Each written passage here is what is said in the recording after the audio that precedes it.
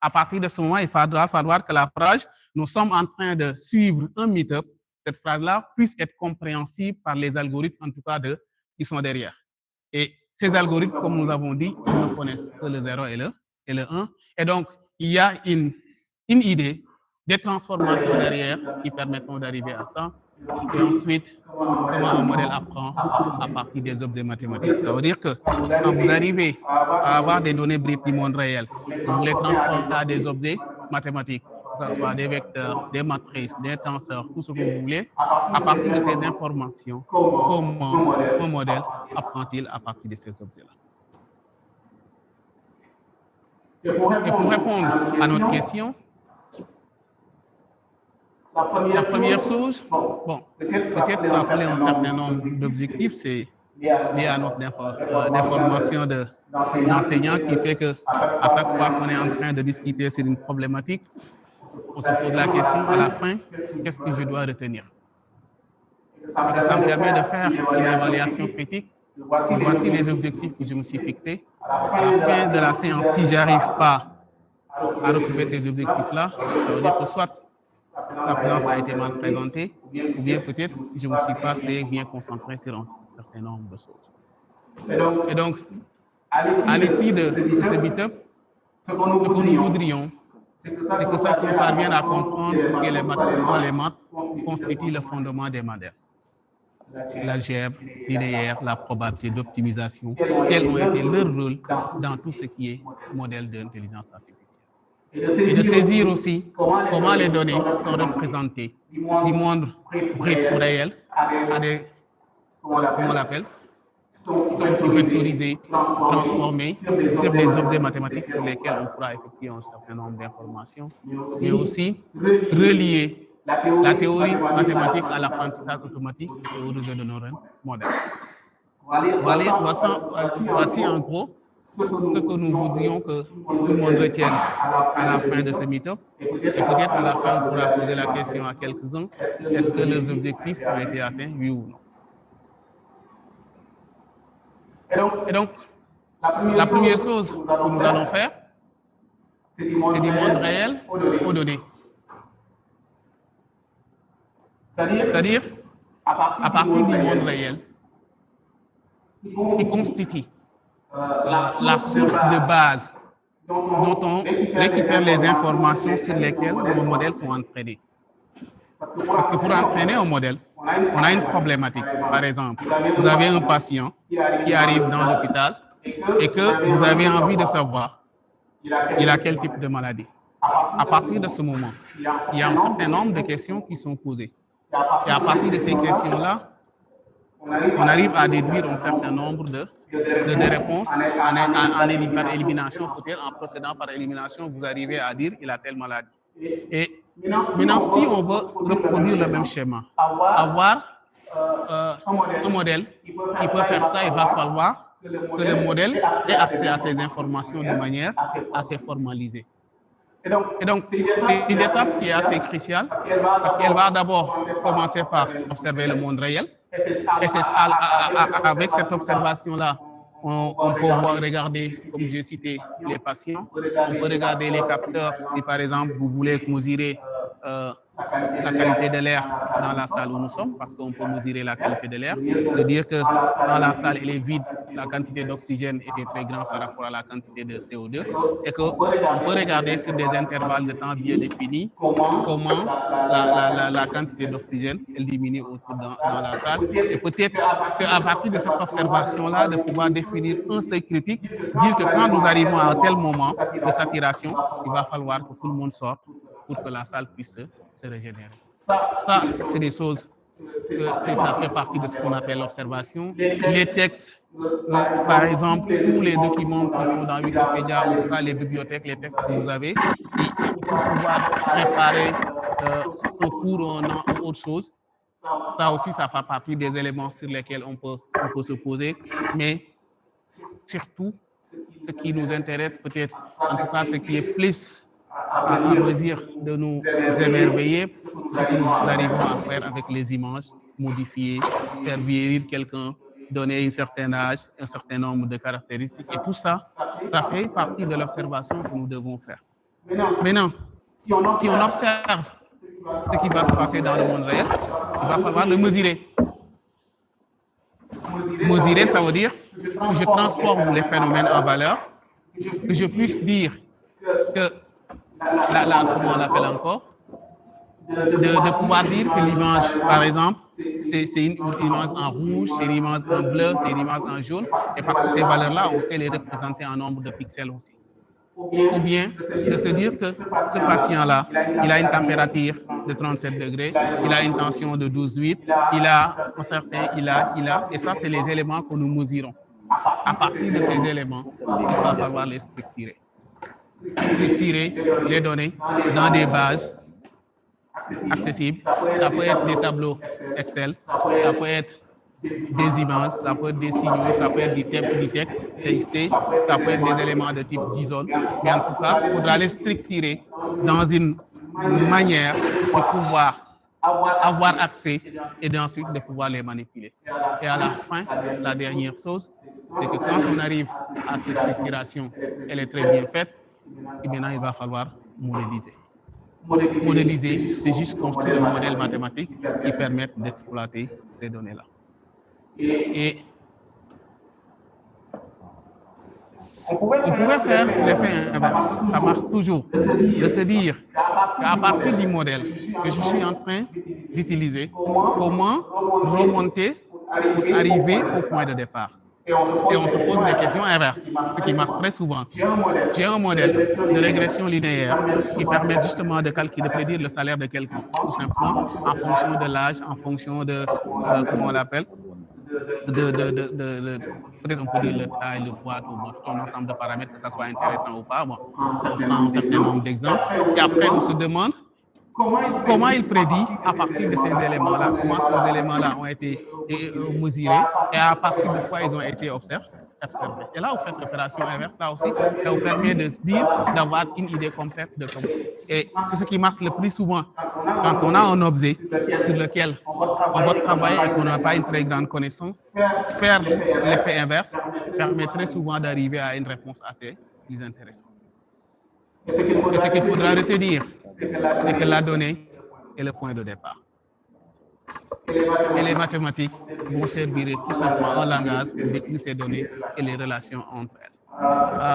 Je m'arrête très souvent quand il s'agit de données. On parlait un peu de la qualité des données, parce que pour moi, c'est l'intrant principal. Vous avez les meilleures ressources de calcul du monde, vous avez les plus grands algorithmes, vous avez tout ce qu'il vous faut, les plus grands data centers, ou je ne sais pas, les plus grandes infrastructures de calcul qui existent. Si votre donnée n'est pas de qualité, ce que vous allez produire ne sera pas bon. Ça, c'est une chose.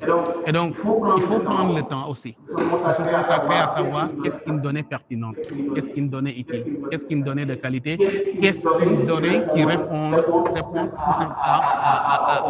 à la situation de travail que nous voulons tout simplement prédire ou bien que nous voulons estimer. Et ça va être important parce que ça reviendra sur la manière dont on va réorganiser ces choses-là pour avoir. Parce que imaginez que vous avez des données qui manquent un peu partout. Quand on arrive même à en transférer en une matrice, vous avez une matrice creuse, ce qui va être compliqué peut-être un certain nombre d'opérations. Ce qui veut dire que même si vos données ne sont pas des données qui sont de qualité, ça va impacter forcément dans la manière où on va faire la modélisation mathématique qui est derrière. Et donc, il faudra prendre ça aussi comme quelque chose. En tout cas, je dis tout le temps, je le répète tout le temps, prenez le temps d'appréhender c'est quoi la notion de la qualité de la donnée. Parce que c'est lui qui est tout en fait. Le modèle, il dépendra forcément de ce que nous faisons de. Et je vais prendre un peu pour discuter suivant les typologies de données qui existent. Le premier type de données que nous avons, c'est les données tabulaires. C'est soit des tableaux, bon, la plupart du temps, c'est des tableaux CSV, c'est des types Excel que nous utilisons. Mais ces tableaux-là sont organisés d'une manière à ce que si vous prenez, par exemple, les patients, vous mesurez un certain nombre d'informations sur chaque patient. Vous dites, pour chaque patient, vous mesurez l'âge, la tension, la glycémie et la température. Et vous essayez d'obtenir un grand nombre de patients sur lesquels, pour chaque patient, vous essayez d'obtenir les informations qui sont précitées à ce niveau-là. Et ce tableau-là, il va ressembler à quelque chose on y reviendra tout à l'heure, plus à une matrice tout simplement. Pour chaque colonne va représenter un vecteur, simplement un vecteur colonne. Pour les lignes, si vous voulez, vous allez les regarder comme des vecteurs lignes. Et après, bon, on sait que quand on a des vecteurs, on peut faire la somme de deux vecteurs, on peut faire le produit scalaire entre deux vecteurs, on peut faire la multiplication d'un vecteur par un scalaire. Et du coup, si on arrive à ce type de données-là, on sait qu'il y a un certain nombre d'opérations que nous pouvons effectuer. Mais on n'est pas encore arrivé là. Je vais juste montrer d'abord quels sont les types et maintenant après on verra comment on va y arriver. Ensuite, vous avez les images, des radios, des radiographies, des photos satellites ou les images. Vous connaissez celle-là? Qui connaît celle-là? Vous ne connaissez pas? Sérieux? Vous ne connaissez pas les dents? Elle n'a rien à voir avec l'IA. Elle a été juste photographiée, sa photo a été utilisée et illustrée dans des modèles de computer vision. Je pense actuellement elle doit avoir 70 ans ou 75 ans, quelque chose comme ça. Mais sa photo a été très souvent utilisée et nous aussi, ça nous plaît très souvent de l'utiliser pour des trucs illustratifs. Vous mettez Lena, vous allez voir sa photo, je pense qu'elle est suédoise ou quelque chose comme ça, si je me trompe. Et on l'a très souvent associé à des travaux de recherche. Et c'est après, elle n'était même pas au courant, c'est après plusieurs années qu'on lui a appris que sa photo est très souvent utilisée dans de grandes conférences, que les gens l'utilisent et qu'elle a été invitée à participer dans certaines conférences pour juste parce qu'on a utilisé sa photo. Mais l'idée ici, c'est de se dire que quand j'ai une photo comme ça, la machine, elle ne peut pas faire grand-chose avec une photo. Parce que nous, la manière dont on le voit comme étant une image parfaite, parce qu'on a un certain nombre de capacités ou en tout cas de neurones qui sont capables de calculer à une certaine vitesse un certain nombre de pixels pour pouvoir identifier automatiquement que c'est une image, l'ordinateur ne peut pas faire ça. Il va falloir donc cette image-là soit transformée en une forme de données qu'il peut comprendre. Et ce qu'on fait en général, on regarde le nombre de couleurs ou bien l'intensité de la photo à chaque point de la photo, suivant une certaine distance, et on essaie de le représenter par un chiffre bien défini. Ce qui fait que ce que la machine verra quand vous envoyez une image, c'est justement un tableau comme ça, trop grand, qui va représenter la taille, ça va être le nombre de couleurs qui sont représentées. La plupart du temps, on travaille dans le RGB, ce qui fait que ça va nous faire un tableau, trois tableaux de taille. Peut-être si on fait des pixels de 0 à 255, ça nous fera trois tableaux de 255 fois 255. Et à partir de ce moment, l'ordinateur, le modèle, il pourra faire des calculs au niveau de cette image. Voici l'idée globale qui est derrière, c'est les images. Et tous les données que vous avez qui sont de type image, ils sont toujours représentés sous forme matricielle, en tout cas sous forme de tableau, avec des nombres bien définis pour pouvoir être utilisés dans la modélisation que nous allons. Le type de données que nous avons, ce sont les documents, les messages, les transcripts que vous avez, ou bien quand vous allez sur ChatGPT, vous allez sur DeepSeek, ou bien vous allez utiliser en tout cas le modèle d'IA. Vous avez un texte et que vous pouvez, parce que nous, ce qu'on fait d'habitude, on essaie de faire générer le mot suivant. La génération de texte, c'est tout simplement ça. Et je vais, après on essaie de voir est-ce que le mot qui va suivre, est-ce que je vais au marché, je vais à la boutique, je vais à l'école, et ainsi de suite. On essaie de générer ce mot-là. Mais comment ça va se passer? Il va falloir apprendre des données qu'il connaît, les bouts de phrases qu'on connaît en fait. Mais comme on a dit, tout ça, il ne sait pas. L'ordinateur, en tout cas la manière de calculer qu'on connaît, c'est que ça doit être des 0 et 1. Maintenant, on essayera. Le texte va être transformé à ce qu'on appelle des tokens, c'est-à-dire des mots ou pas forcément des mots, parce que token, là, beaucoup de personnes le définissent comme étant un mot, mais pas forcément un mot. Ça peut être juste la racine du mot. Ça peut être, en tout cas, bon, le radical, c'est comme ça qu'on disait, je crois. Oui, ça peut être juste le radical du mot, mais ça va être une unité, en tout cas une unité textuelle qui va être représentée. Et maintenant, pour chaque token, on va le remplacer par un certain nombre de chiffres et qui sont justement, c'est là où on va y arriver, parce que les chiffres qu'on va donner à ces différents tokens-là, la plupart du temps, sont appris par le modèle lui-même et qu'on peut, oui, l'initialiser avec un certain nombre de valeurs et qu'on essaie, par apprentissage, erreur et de rectification, arriver à avoir les chiffres qui vont représenter notre texte. Ce qui veut dire que dans la génération de texte, ce n'est pas aussi évident que vous donnez un texte au modèle, mais le modèle doit d'abord, il y a d'abord une phase où le texte est d'abord transformé, ce qu'on appelle la tokenisation, où après on va créer des vecteurs de embedding. Pour ça, les mots qui sont intéressants, on les représente par des vecteurs, mais en tout cas par un certain nombre de valeurs numériques qui à la longue va représenter quelque chose qui ressemble à une matrice. Avant de même pouvoir faire les calculs pour dire voici le prochain. Et que donc chaque phrase doit être représentée sous forme de, avec en tout cas des valeurs qui sont numériques et peut-être sous forme de vecteurs ou sous forme de matrice. Et ce qui fait qu'à la fin, nous avons une représentation sous forme de matrice dont la dimension, c'est le nombre de tokens que vous allez multiplier par le embedding size. L'embedding size, c'est juste, la plupart du temps, c'est à nous de le définir. On peut définir, dire que la taille que je vais choisir, c'est que chaque mot, je vais le représenter par un vecteur de longueur 10.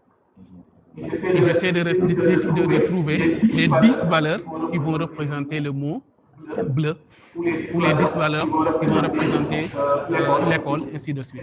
Et que chaque mot dans mon texte sera représenté par un vecteur de longueur 10. Et après là, tout de suite, on mesure la complexité que ça va donner, parce que, imaginez, que vous donnez un livre à ChatGPT tout simplement et que vous lui demandez de faire le résumé ou quelque chose comme ça. C'est-à-dire qu'il va falloir tokeniser toute la partie et après, ce qui est extraordinaire, c'est peut-être que ça se fait d'une manière très rapide parce que bon, les gens sont arrivés à une certaine maturité avec les calculs qui sont effectués. Mais c'est ça l'idée en global, c'est que dans votre texte, dans votre phrase, chaque mot est représenté par un token. Chaque token va être représenté par un vecteur de embedding. Et maintenant, l'ensemble des vecteurs de embedding va former une matrice qui va représenter notre texte de départ. Et c'est cette matrice de embedding qu'on va donner au modèle pour pouvoir faire toutes les transformations linéaires, qui fait que à la fin, il va nous sortir le mot que nous cherchons, en tout cas, ou bien le texte que nous cherchons à générer. Un autre type de données, c'est les séries temporelles. Les séries temporelles, c'est les données qui sont mesurées de manière séquentielle, à des intervalles de temps bien définis. Soit vous mesurez la température par jour, et que vous essayez de stocker les informations sur 365 jours, sur 12 ans, sur 15 ans, vous avez les données, mais qui respectent une certaine chronologie. Ou bien vous mesurez, comme on a dit tout à l'heure, la qualité de l'air à des intervalles de temps bien définis. Ou bien vous regardez peut-être l'évolution du nombre de cas de Covid-19, par exemple, ce qu'on a fait pendant la Covid-19, l'évolution du nombre de cas de Covid-19 par jour. Et ces données-là sont bien définies en fonction d'une variable, d'une unité de temps. Et on va les appeler les séries temporelles. Et donc, pour le signal de saisir d'une activité cardiaque, ça peut être défini parce qu'il va respecter un certain rythme que vous avez suivant un certain nombre d'intervalles de temps. Et ce signal-là peut être décomposé. Et que de dire qu'à chaque intervalle de temps, voici ce que sera l'intensité du signal, et vous le stockez, ce qui vous amène à comment on l'appelle encore, à avoir une série temporelle. Vous avez les capteurs, les prix en action aussi. Pour ceux qui regardent très souvent sur Yahoo Finance, vous avez les tendances, par exemple, sur le Bitcoin. Vous avez les intervalles de temps où ça va augmenter ou bien ça va diminuer. Et là aussi, c'est des éléments qu'on appelle des séries temporelles.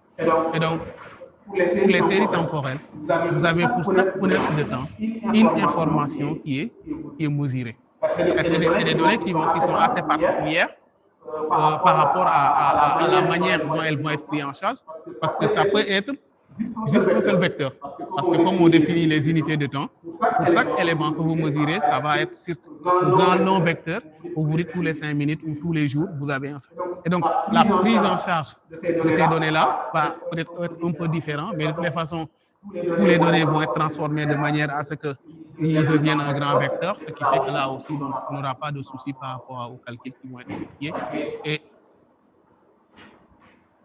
les modèles qu'ils utilisent très souvent ces séries, c'est les RNN, ce sont les données, les modèles de réseaux de neurones récurrentes qui sont à un certain intervalle de temps bien régulier. Et après, vous avez ce qu'ils ont amélioré avec les LSTM et ensuite les fameux transformers qui sont bouleversés tout ce qui se fait et qui nous ont amené à vraiment à un niveau de maturation assez intéressant. Donc, il me reste, je pense, un dernier type de données, qui sont les graphes. Je pense peut-être que je devais même faire ça. C'est bien. Oh non, celui-là.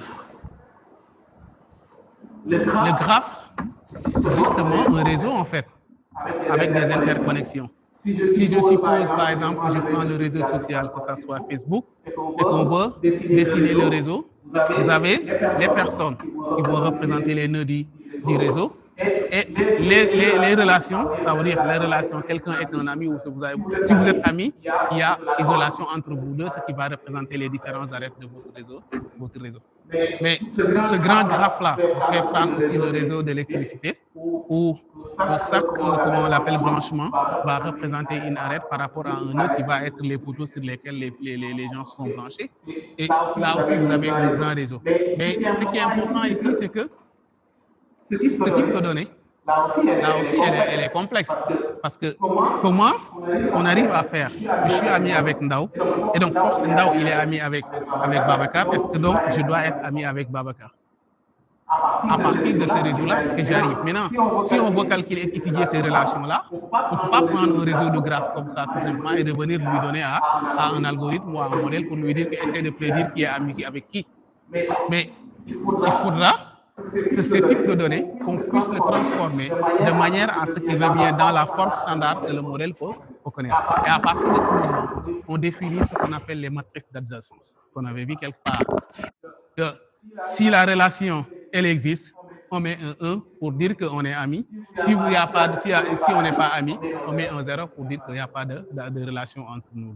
Et à partir de ce moment, ce graphe que je définis ici va être représenté par une grande matrice. Après, je vous laisse imaginer quelle est la matrice qui représente Facebook. Si il est possible de pouvoir le modéliser de cette manière-là. Maintenant, ou bien vous juste essayez de regarder votre réseau, c'est-à-dire votre réseau sur Facebook, ou bien sur WhatsApp, vos amis et tout ça, vous imaginez le graphe que ça va faire. Et à partir de ce graphe, vous essayez de déterminer la matrice d'adjacence qui va déterminer les différentes relations qui existent. Et ça, c'est le dernier. À partir de cette matrice-là, on peut aller faire les opérations nécessaires pour pouvoir faire des prédictions aussi. Et donc, on arrive à cette éventualité-là que, quel que soit le type de données qu'on va retrouver, en tout cas une observation du monde réel qui va être faite, cette observation, on a une manière de le représenter sous forme de données numériques. Et la représentation référentielle, en tout cas, de tout ce qui se fait, c'est que ça va être un grand tableau, une matrice qui va être représentée par des vecteurs. Par exemple, la première ligne de cette matrice d'adjacence, ça va être tout simplement la ligne qui représente les amis de Ndao, le réseau de Ndao. La deuxième, ça va être le réseau de Babacar. La troisième, c'est le réseau de Malik, et ainsi de suite. Et à partir de ce moment, vous avez une grande matrice sur laquelle vous pouvez regarder quels sont les éléments communs, en tout cas, de similarité peut-être qui existent entre deux individus dans mon réseau. Et c'est ça l'idée globale en fait. Ça veut dire que l'observation que nous faisons, elle est intéressante. Mais tant que nous n'arrivons pas à pouvoir transformer cette observation que nous faisons du monde réel en une structure de données que nous sommes capables d'exploiter, ça, on n'est pas encore sur la bonne voie. Et c'est ça qui fait que maintenant, si on arrive à ce niveau-là, on peut réfléchir à comment l'algorithme va devoir regarder ces choses. Pas avoir une bouteille d'eau. Bien. Nous, les gars, c'est permis, je pense. On va voir vite. OK. Donc, on a une idée de tous nos données, n'est-ce pas? De tous les données que nous avons, que ce soit des données de type tabulaire, que ce soit des images, que ce soit des graphes, que ce soit des données temporelles, nous avons une idée de comment ils vont être représentés. Maintenant, il reste, à partir de ce moment, les éléments qui représentent ces tableaux-là, on les regarde un par un. Et la brique fondamentale, pour moi, c'est le vecteur. C'est l'élément fondamental de ce qui va se faire. Un vecteur, mathématiquement parlant, c'est juste une liste de coordonnées de réel. Bon, c'est une manière de dire, les gens ils vont comprendre. Quand je dis de réel, ça veut dire que ce sont les coordonnées du vecteur en tant que tel que dont je suis en train de dire tout simplement.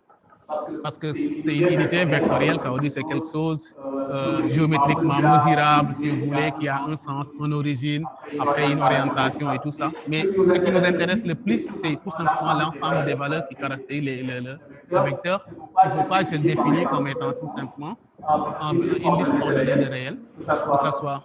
Maintenant, le D, c'est justement par rapport au nombre de, comment on l'appelle, de coordonnées. Si vous avez un vecteur de 2 dimensions x1, x2, vous êtes dans R2, ce qu'on a l'habitude de voir en seconde jusqu'en terminale, et peut-être même en terminale avec R3 où on a le système pivot de gauche, où on a le x, y, z quand on fait la géométrie dans l'espace.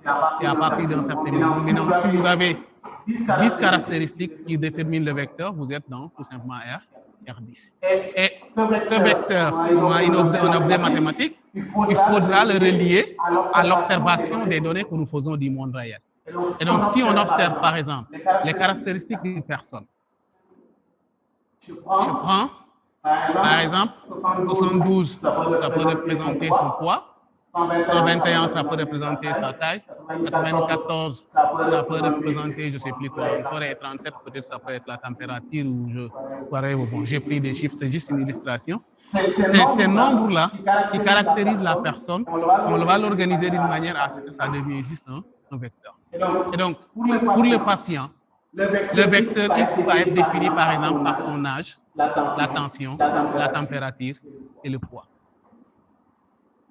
L'objet mathématique a un sens si je parviens à le relier à quelque chose observable dans le monde réel. Parce que la mathématique abstraite qu'on a appris depuis un moment, c'est qu'on avait appris à manipuler des objets vecteurs tout simplement sans essayer de voir une représentation exacte.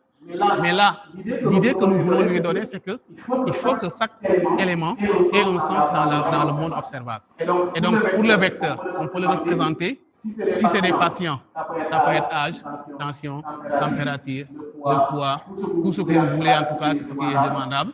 En tout cas, ce qui caractérise une personne qui est malade, on peut ajouter. Si c'est les produits, ça peut être le prix, la catégorie, la note qu'on lui a attribuée par exemple, quand vous regardez sur les réseaux sociaux, ils mettent 3 étoiles, 4 étoiles, et ainsi de suite, ça peut être la note qu'il a. Et les ventes, ça veut dire la quantité qui a été vendue par jour ou par semaine, ça dépend de vous. Et à partir de ce moment aussi, un produit va être représenté par un vecteur bien défini. Si vous prenez une image, c'est vrai, c'est en RGB, c'est plus complexe, mais on peut le regarder comme étant tout simplement représenté par un vecteur. On va regarder le R comme étant la première caractéristique, le G comme la deuxième et le B, mais tout en sachant que dans l'espace même où on va faire ces représentations, le R lui-même va être représenté peut-être par une matrice. Et ce qui nous amènera à parler un peu plus tard des tenseurs. Parce que pour les tenseurs, on va le réserver vraiment aux images, c'est là où on aura une explication. Et là, on voit le lien qui existe entre l'objet mathématique vecteur et la caractérisation par rapport à l'observation que nous faisons du monde réel. Et ça nous donne une idée. Ce n'est plus un objet tout simplement qu'on ne maîtrise pas, qu'on dit que c'est un X et qui fait peur à tout le monde, mais que ce X-là il représente les éléments, les informations qui permettent de caractériser exactement une personne. Et à partir de ce moment, ce X-là, il fait plus peur parce qu'on le connaît. Et si tu définis le vecteur, à partir du vecteur, on va définir une matrice. Par définition, tout simplement, c'est une composition de plusieurs vecteurs. Vous les alignez comme vous voulez, en tout cas, que ça soit du type horizontal ou quelque chose, mais vous retrouvez en tout cas un grand tableau où pour chaque ligne, il représente un vecteur. Bon, après, chaque ligne ou chaque colonne, ça dépend de la manière dont vous allez configurer vos données. Maintenant, la plupart du temps, on regarde les caractéristiques, ce qui fait que dans le monde de l'IA, on regarde en général les features qui sont les colonnes qui représentent les différents vecteurs de notre grand jeu de données. Et donc, on va le regarder de cette manière-là. Par exemple, l'âge, c'est un vecteur. La tension, c'est un vecteur. La glycémie, la température, comment on l'appelle, on peut prendre le poids. Il y a tellement, en fonction de chaque maladie, parce que ça, c'est difficile quand vous voulez être dans les génériques. Mais si on prend une maladie spécifique, la grippe, le paludisme, je maîtrise très bien, on peut lister. Par exemple, pour le paludisme, moi, j'arrivais à 16 caractéristiques qui sont définies. Même si après, là, on va regarder sur l'importance des variables, ce qui est défini par l'OMS dans leur site, qu'est-ce qui est ça et qu'est-ce qui est ça, on arrive à réduire la dimension pour avoir un certain nombre de plus conséquents. Mais l'idée, ce qu'on veut savoir, c'est montrer, c'est que la matrice, objet mathématique défini de manière avec des vecteurs, elle devient simplement un tableau. Pour chaque tableau, chaque colonne représente un vecteur, et que ce vecteur, c'est justement la caractérisation d'un individu bien défini. En tout cas, l'ensemble des individus, par exemple, l'âge, ça va prendre l'âge de tous les individus, en fait. L'âge, c'est une caractéristique qui détermine tout le monde, qui va être une colonne. La tension aussi, c'est une caractéristique qui détermine tous les patients. Là aussi, ça va être un vecteur. Et donc, on a une idée claire que le vecteur, en tant qu'objet mathématique, on peut le relier à un élément observable de la vie et qui représente un certain nombre d'informations sur lesquelles nous voulons travailler. Maintenant, en composant un certain nombre de vecteurs, en tout cas d'observation, on arrive à ce qu'on appelle une matrice. Et on dit que c'est le format standard de tous les datasets qui sont utilisés en ML.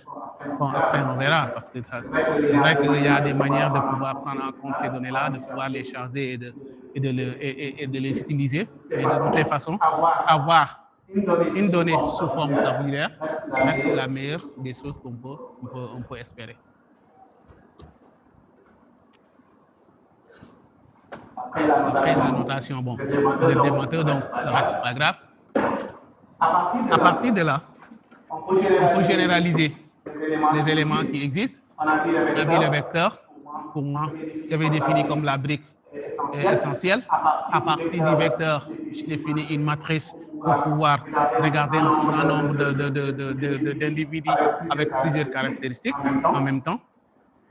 Et après, ça devient un peu plus compliqué si je sors de sciences de dimension. On définit le tenseur, qui n'est rien d'autre qu'une généralisation. Parce que là, vous allez voir qu'on va faire un tenseur scalaire, c'est justement lorsque x, c'est un réel quelconque. Ça veut dire ça peut être le poids, la température, la tension, la valeur unique que vous mesurez pour un individu suivant une seule caractéristique. Cette valeur-là va représenter un scalaire, tout simplement. Et un vecteur, ça aussi, c'est une série de données scalaires, on vient de le dire. C'est justement ce qui va représenter un individu. Une matrice en 2 dimensions, en tout cas, ça va représenter. Maintenant, c'est quand vous arrivez, par exemple, les images. C'est là où on arrive à quelque chose qui est plus difficile à appréhender. Parce qu'une couleur, une image en couleur, elle est représentée par 3 éléments. Vous avez la hauteur, la largeur et les 3 canaux, en fait. Ça veut dire qu'ils vont représenter les couleurs. Parce que vous prenez une image, si on revient sur l'image de Léna qu'on avait tout à l'heure. Ah non, je suis allé dans le mauvais sens. Voilà. Cette image-là, ce que nous voyons, c'est une hauteur et une largeur pour ce qui définit la taille la taille de l'image. Mais l'image elle-même, elle est caractérisée par les différentes couleurs, les canaux en fait. Nous, si on suppose qu'on est dans le RGB, ça veut dire le rouge, le vert et comment on l'appelle encore, et le bleu sont les trois couleurs qui le caractérisent. Maintenant, cette couleur doit être prise en compte dans la relation. Ce qui fait que si je reviens à mon tenseur, ici, il va être défini, l'image elle est définie par la hauteur et la largeur, et je prends en compte les différents canaux qui composent l'image. Si je suppose que je suis dans le RGB, ça veut dire que j'ai les trois canaux. Maintenant, pour chaque canal, elle doit être représentée par une longueur et une largeur. Ça veut dire que l'image en rouge, c'est juste un rectangle de même taille que l'image originale. Le gris aussi, ça va être un rectangle de même taille, et le bleu aussi. Et à partir de ce moment, et on sait une chose, que chaque image, chaque valeur de ce rectangle-là, que ce soit en rouge, peut être identifiée par une intensité en fonction de l'intensité de la couleur sur le point sur lequel on se focalise. Ce qui fait qu'on n'arrive plus à avoir un seul tableau, mais on va se retrouver avec trois tableaux matriciels qui caractérisent une seule image. Et à partir de ce moment, on va parler de tenseur. Et donc, c'est quoi? C'est juste une juxtaposition ou bien une superposition de matrices de même taille que vous mettez, ce qui va vous donner tout simplement le tenseur. Après, il y aura ses propres caractéristiques et ses propriétés. La manière de calculer sur ces objets-là va forcément varier de la manière qu'on calcule sur une matrice tout simplement simple. Parce que pour un point quelconque donné dans l'image, il va falloir regarder suivant les trois canaux quelle est l'intensité lui-même de cette truc-là. Et à partir de ce moment, il faut des filtres qui permettent de récupérer l'information suivant chaque pixel de l'image. Et c'est ça qui fait justement la particularité de ces objets mathématiques-là. Je pense que j'en ai donné un exemple ici. Je reprends juste une image quelconque. Elle est représentée la hauteur et la largeur, et suivant les trois canaux. C'est ça qui va représenter. Et chaque image est représentée suivant les trois canaux. Vous voyez que le canal en rouge qui est là, elle va être représentée par une matrice de taille. Si nous sommes sur du 0,250 ou bien sur du 0,25 ou 0,50, ça dépend de la taille de l'image. Si notre image c'est du 0,250, vous allez avoir pour chaque canal une matrice de taille 250 multiplié par 250 multiplié par les trois matrices. Et ce qui fait qu'on essaie de représenter de cette manière-là. Le premier canal, c'est une matrice de taille 250 pour 250. Ça veut dire que pour chaque point de l'image, ici, je prends un pixel et je mesure l'intensité et je lui attribue une valeur. Ce qui fait que le premier canal, je me retrouve avec une matrice de taille 255 pour 255. Le deuxième canal, le troisième canal, et vous avez une superposition de trois matrices comme ça. Et pour accéder à ces objets-là, on fait appel à ce qu'on appelle des tenseurs. Et c'est ça qui fait qu'on dit qu'on parle de la généralisation, parce que quand vous prenez chaque canal, vous tombez dans le cas simple qui est tout simplement une matrice. Parce que je fais le tour sur comment on arrive du monde réel à des données brutes. Et qu'est-ce qu'il faut retenir dans cette première partie? C'est qu'on observe le monde réel.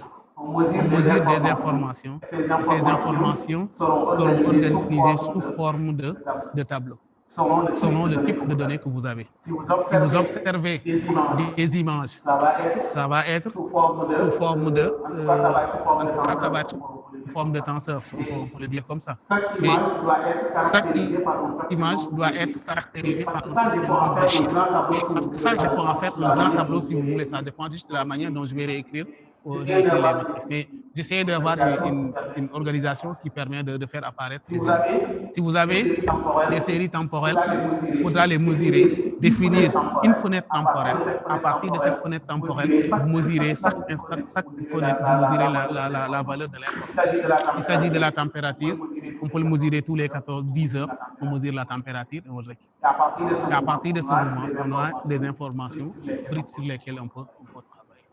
Et ces informations que nous observons et que nous mesurons sont représentées sous forme des objets mathématiques que nous connaissons. D'abord les vecteurs, et ensuite les matrices, et à la fin les tenseurs quand nous avons des choses un peu plus complexes comme comment on l'appelle, comme les images.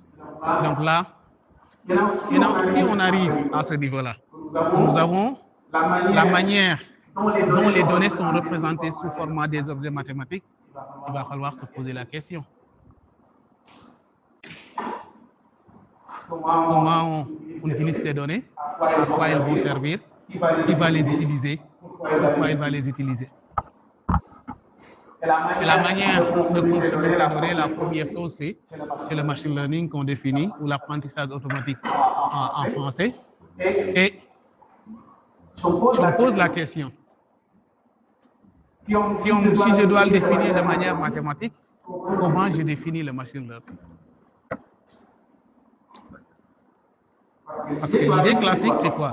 On a des données et on apprend à partir des données une règle qui va permettre de prendre un certain nombre de décisions.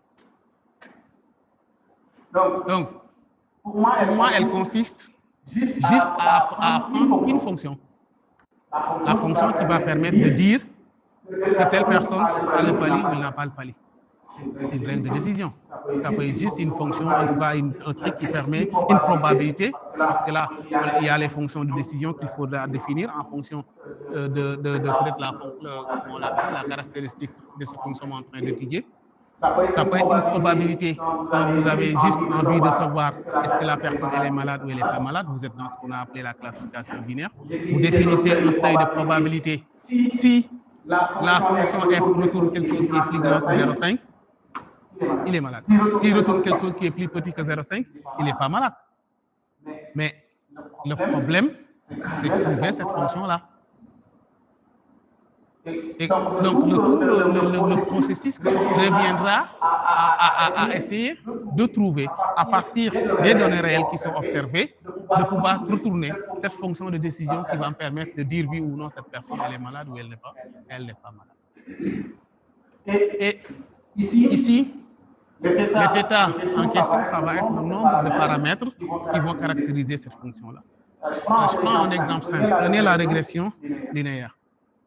La régression linéaire simple.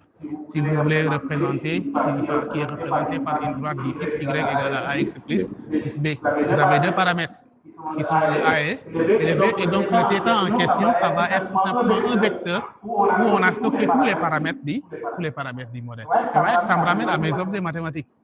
Parce que le θ vu sous cette forme-là, on a l'impression que c'est vrai, mais le θ, c'est l'ensemble des paramètres qui vont être retournés tout simplement. Si vous faites une régression linéaire multiple, vous avez le θ0 plus θ1x, θ2x2, θ3x3, jusqu'à θnxn. Le θ va représenter le vecteur de l'ensemble de tous les paramètres de votre modèle.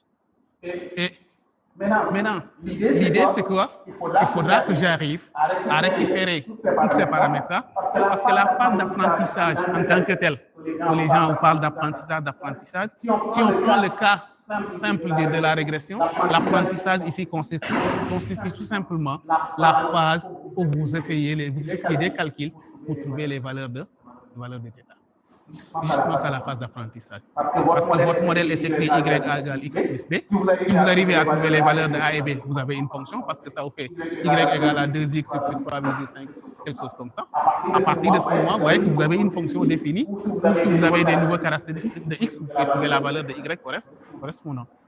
Et donc, tout le problème revient à apprendre les vecteurs θ. Et donc, l'apprentissage ici consiste à trouver l'ensemble des valeurs de θ. Et la bonne question, c'est comment on les trouve. Vous retrouvez une fonction paramétrée θ qui nous permettra de prendre un certain nombre de décisions en se basant sur les observations mesurées, les données issues des observations mesurées du monde réel converties dans un format de données que nous pouvons exploiter. On va trouver l'ensemble des θ qui nous permettra d'avoir cette fonction de décision.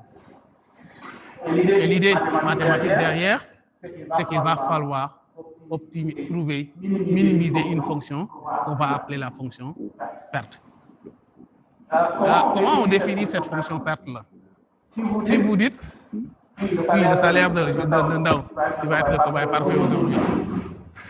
Si le salaire de Ndao est de 3 500 000 et que moi, dans mes prédictions, je dis non, il gagne 3 250 000, il y a une erreur qui a été commise entre le salaire réel et le salaire que j'ai prédit. La différence va représenter l'erreur là, ça va être une perte. Tu vois que cette perte, elle peut être positive selon sa situation parce que là, elle est positive, elle est négative pour toi parce que tu perds. Et donc, la fonction forte en tant que telle, ça va être juste la fonction qui va mesurer l'erreur qu'on a commise entre les valeurs réelles et les valeurs qui sont prédites. Et l'idée, elle est simple. Plus l'erreur est minimale, c'est-à-dire que plus le modèle, il est performant. Et donc, obtenir le meilleur θ qui va nous permettre de faire cette fonction de décision, c'est trouver les θ qui vont minimiser l'erreur qui est commise entre les prédictions et les valeurs réelles. Et cette fonction perte va prendre différentes formes en fonction du type d'apprentissage que nous allons réaliser. Et une définition simple du sens mathématiquement parlant, une fonction de RD. Le D, ça correspond ici à votre tableau matriciel. Si la taille, vous avez une matrice de taille 10, ça veut dire que vous êtes dans l'espace R10 tout simplement. Parce qu'elle va prendre les différentes caractéristiques et la sortie Y dépend de ce que nous voulons faire. Si on veut définir le salaire, ça va être le réel qu'on va sortir. Si on veut définir une maladie, ça va être non réel, mais entre 0 et 1, on définira comme une probabilité à partir de ce moment. Et comment y obtenir? Il faut trouver les paramètres θ optimum qui sont de telle sorte qu'ils vont minimiser la perte entre la valeur prédite et la valeur réelle. Avant de slide. Ouais. Ici, la fonction perte est la même chose que la fonction coût ou bien? Oui, ça dépend de la manière dont les éléments. Il y a certains qui vont l'appeler la fonction coût, si tu veux, d'autres qui vont l'appeler la fonction perte. Mais je pense que le nom il va varier en fonction justement du type d'apprentissage lequel vous êtes en train de faire. En tout cas, la plupart du temps, quand nous sommes du deep learning, ils l'appellent la fonction coût parce qu'elle va permettre de pouvoir faire la mise à jour de tous les poids et que ça va nous. Et dans beaucoup de cas, ça reviendra à dire la même chose. Après, en anglais, parce qu'ils utilisent la loss function, à peu près, eux, ils ne changent pas, c'est justement en français où on varie peut-être sur les noms. À partir de là,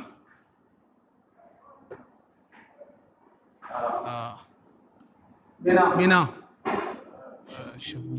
peut-être, est-ce que j'ai pas sauté quelque chose? Pas grave, bon, je pense que j'ai sauté quelque chose, mais on va y arriver.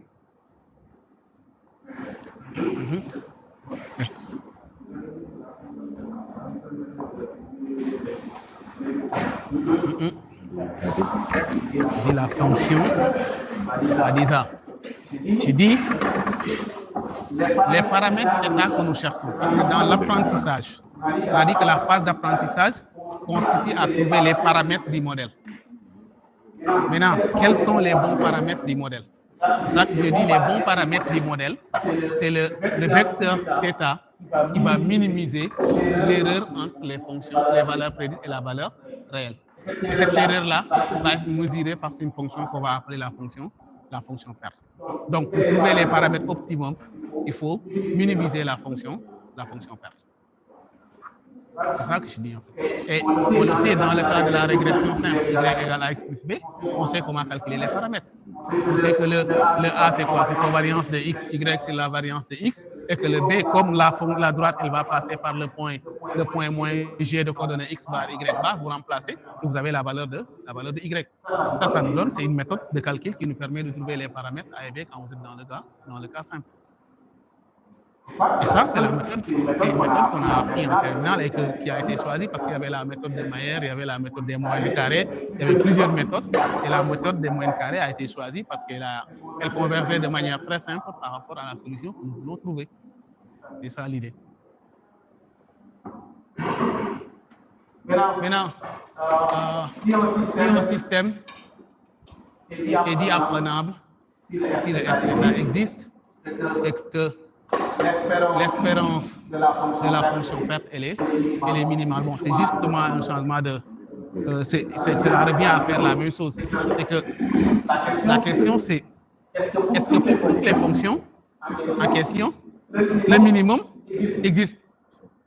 Est-ce que cette fonction-là, le θ star qui est là, qui est égal à l'argument min de L de la fonction perte de f au point x, i et y, est-ce que ce minimum, il existe tout le temps? Non, on n'est pas sûr. Elle peut exister, elle peut ne pas être globale, elle peut ne pas être absolue, elle peut être locale par moment, ou bien elle n'existe nulle part parce que la fonction va fluctuer suivant un certain nombre d'événements qui font qu'on ne pourrait pas trouver un minimum absolu de cette fonction. Ce qui fait que donc, je pose une condition pour dire que cette fonction-là, elle va exister sous la contrainte que cette fonction puisse admettre un minimum. Si le minimum, il n'existe pas, après, bon, il y a des manières d'approcher le minimum, mais peut-être qu'on vérifie mathématiquement que le minimum, il existe, mais de pouvoir trouver ce minimum-là est extrêmement difficile, ce qui va nous amener des méthodes comme la descente de gradient, qu'on verra un peu plus tard, qui nous permettront d'approcher tout simplement la valeur qui minimise l'erreur par approximation et rectification erreur. En avançant, en reculant, ce n'est pas le bon chemin, on change de direction, et ensuite on revient jusqu'à ce qu'on tombe sur la valeur qui permet de minimiser ces fonctions. Et dit que lorsque la fonction réelle, cette fonction est difficile à expliquer ou à programmer, en tout cas, c'est comment on l'appelle. C'est-à-dire que g de x est directement programmable. En fait, l'idée, c'est pouvoir dire que si on n'arrive pas à un minimum global qu'on peut calculer, peut-être on fait une approximation avec des simulations numériques. Bon, il y a tellement de techniques que nous faisons, prendre une plage de valeurs et ensuite regarder les différentes sorties. Et après, on regarde la valeur qui donne le minimum parmi tous nous, ce qui est l'idée principale derrière le grid search que vous avez, qui permet de retourner un best modèle en fonction d'un certain nombre de paramètres, parce que nous ne sommes pas sûrs que le modèle, la fonction d'optimisation va converger vers une solution locale. Même une solution locale, parce que même une solution locale, des fois, ça peut régler le problème d'apprentissage que nous sommes en train de...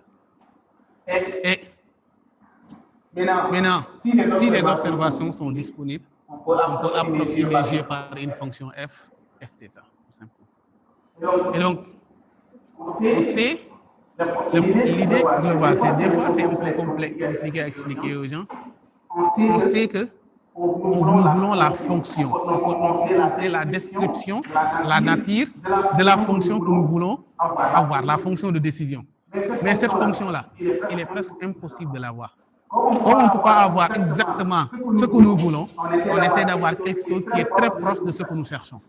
Ce qui fait que donc, on va approcher cette règle de décision qui est, en fait, en tout cas, devrait être ce qui est observable dans le monde réel. On essaie de l'approcher en partant des observations du monde réel qui sont disponibles, essayer de l'approcher cette fonction-là. Et donc, si on arrive à trouver des valeurs avec un minimum global, on a la bonne fonction. C'est-à-dire que notre f va correspondre à g. Si on n'arrive pas à trouver un minimum global, on minimise l'erreur, ce qui veut dire qu'on réduit l'écart entre les deux et qu'on va... Ce qui fait que les modèles que vous utilisez sont jamais à 100%. Ils sont à 98, 98%. Après, ça c'est une histoire. La précision de 99%, s'il s'agit d'une question de découpement, c'est absolument arrêté. Bah, disons, prenons le cas des consommateurs, ils ont des radars qui permettent de détecter ce qui est sous la terre. Soit c'est nu, soit c'est pierre. D'accord? Vous avez un système qui fait 99%. Mais il se trouve que sur les 1% qui se trompent, ils se trompent tout le temps, c'est nu. C'est-à-dire qu'à chaque fois que le système se trompe, vous tuez 1000 personnes. Donc c'est 1000 personnes, vous tuez 10. C'est 1 million de personnes, vous tuez voyez comment ça va aller à peu près sans ça. La notion de précision de score, elle a un sens en fonction tout simplement de l'équipe de réalité. Et on y reviendra tout à l'heure quand on discutera de tout ce qui est évaluation. Et on verra ce qu'on peut dire là.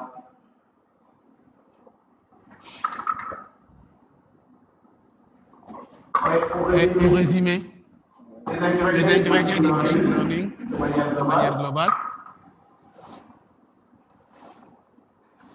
La donnée, elle revient encore. C'est l'ensemble des x, y, y. Bon, x, y, c'est justement les valeurs qui mesurent la caractéristique. Et les y, ça représente la valeur. Si c'est par exemple la grippe, le y va représenter oui ou non. Ça veut dire ça va être le 1 ou non. Soit vous avez la grippe, soit vous l'avez pas. En fonction des différentes caractéristiques de la grippe, ça va représenter les x, y. Donc nous avons un jeu de données sous forme tabulaire. Il nous faut un algorithme d'apprentissage par optimisation. Et on a dit qu'il faudra qu'on arrive à minimiser. Là, je pense que je vais tromper cet star ici. Au lieu de f θ, donc il va falloir le corriger avant qu'on partage. Donc il faut qu'on corrige ce slide-là. Quelqu'un peut noter le numéro pour moi, comme ça on va le corriger juste à la fin. Je pense que c'est ça. Il faudra qu'on arrive à minimiser cette fonction-là. Maintenant, l'optimisation, il va se faire, ça on reviendra parce que je donne juste l'idée de la descente de gradient, parce que vous avez le gradient qui va vous montrer la direction de la grande pente, et on va faire la différence, on va faire le contraire. Si le gradient il nous dit que l'erreur est maximale vers ce sens-là, vous devez faire le contraire du gradient, ce qui fait qu'on va aller vers on va multiplier pour pouvoir tout simplement diminuer, changer la direction en tout cas, ou bien revenir vers le bon sens de la bonne pente. Et après, il faut des données, un algorithme d'apprentissage. Ensuite, on apprend un modèle en minimisant l'ensemble des paramètres d'état. Et si on a ça, on prend une nouvelle donnée qu'on va donner après et qu'on va faire de la prédiction. Et voici, mathématiquement parlant, comment on peut définir de manière très simple ce que c'est que le machine learning. L'intrant principal, ce sont les données. On apprend un optimiseur pour avoir une règle de décision. L'optimiseur est appris. Nous avons notre règle de décision. On va prendre quelqu'un de nouveau. On lui donne la valeur pour vérifier est-ce qu'il sait qu'il a carrément, il a vraiment appris les différentes caractéristiques. Ce qui fait les différentes composantes, l'entraînement et le test de la phase de chargement des données, le choix de l'algorithme, vous entraînez en essayant de fixer un certain nombre de paramètres, d'optimiser, ensuite vous testez avec de nouvelles données. C'est juste le pipeline classique que nous avons d'IML, que vous avez comme ça, et de manière très simple.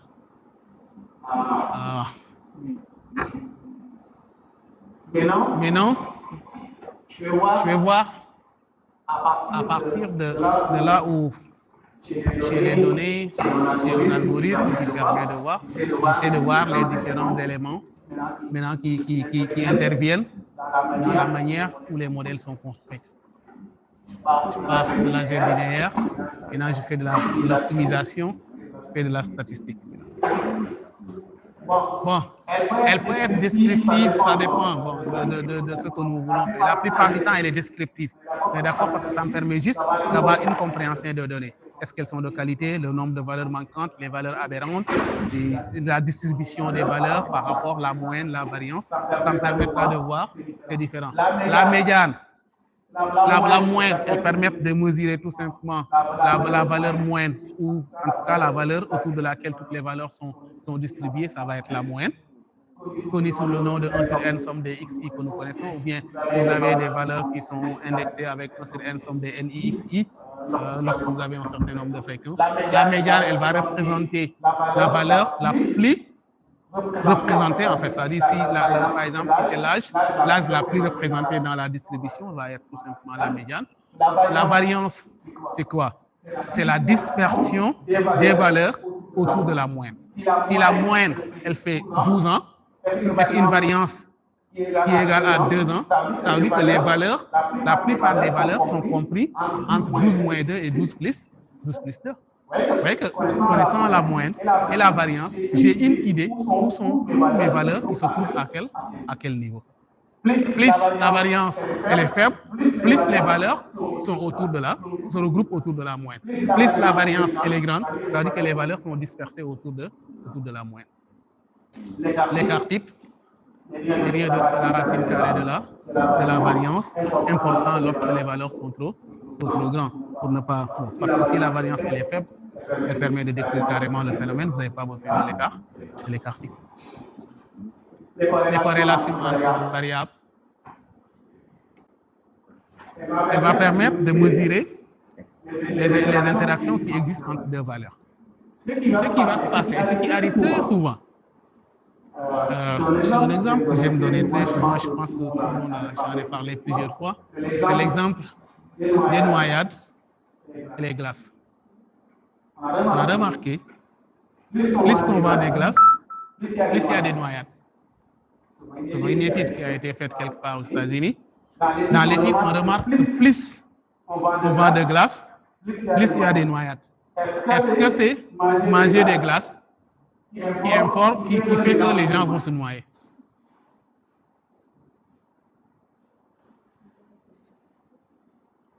Est-ce que si on mange des glaces, on a beaucoup plus de se noyer par rapport à celui qui ne mange pas de glace?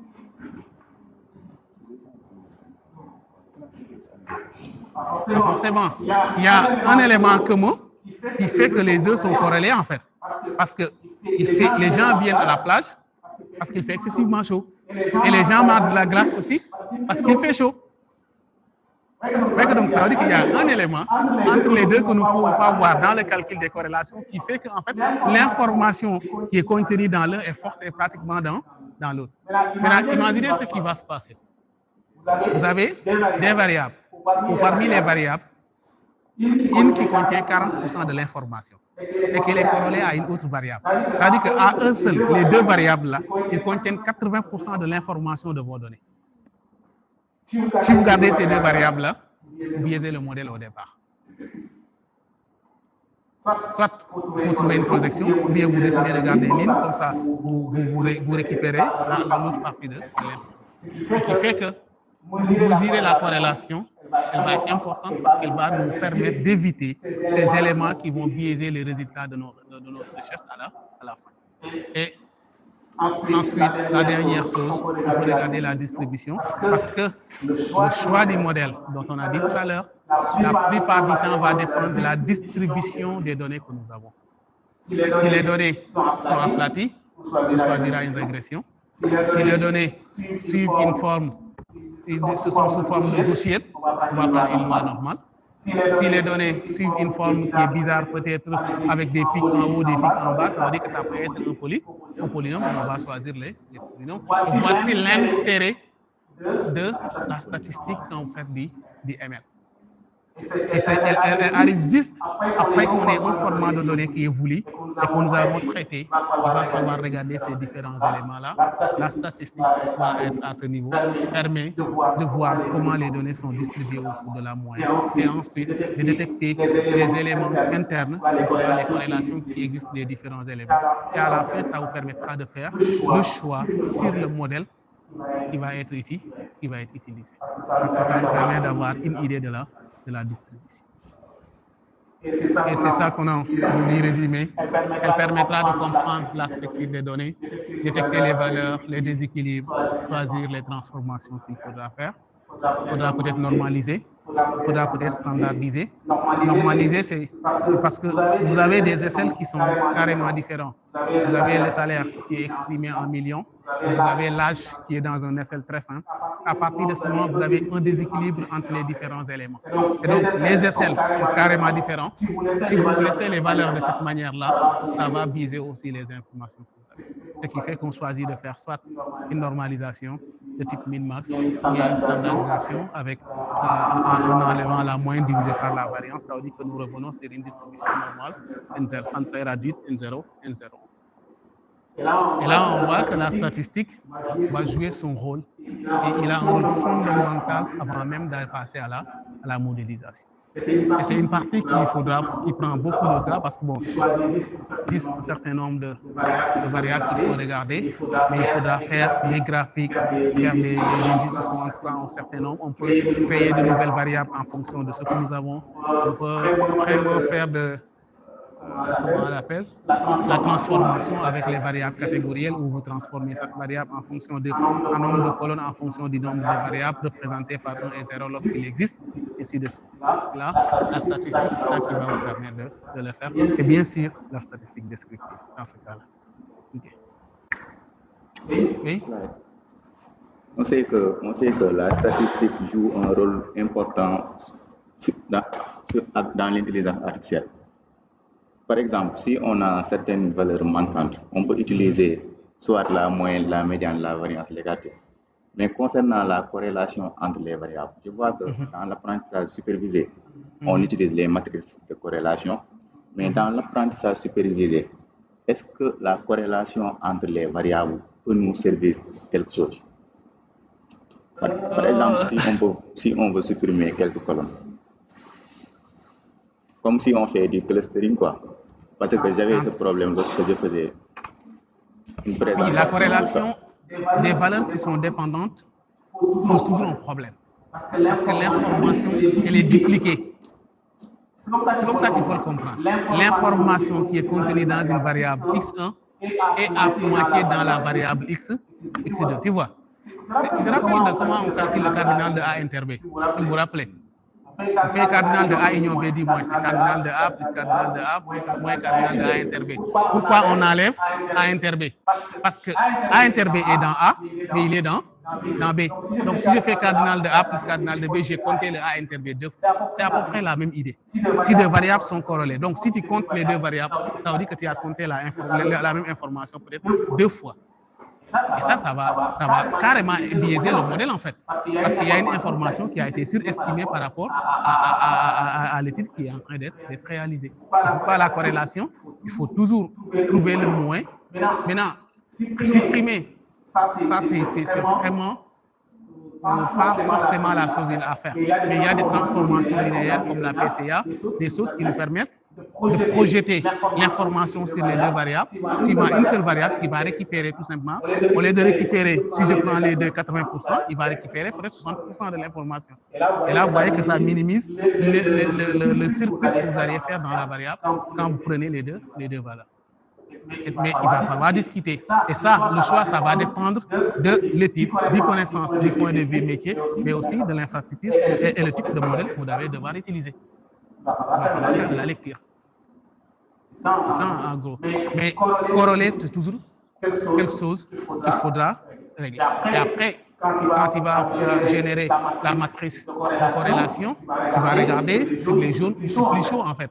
Ça veut dire qu'il y a dans cette partie-là où les valeurs sont corrélées. Après, il faut regarder. Maintenant, dans la description, des fois, il y a une manière de voir qui fait que cette chose-là, elles ne sont pas directement corrélées, mais comme on a dit avec les graphes, c'est une autre variable externe qui fait que cette relation, elle apparaît.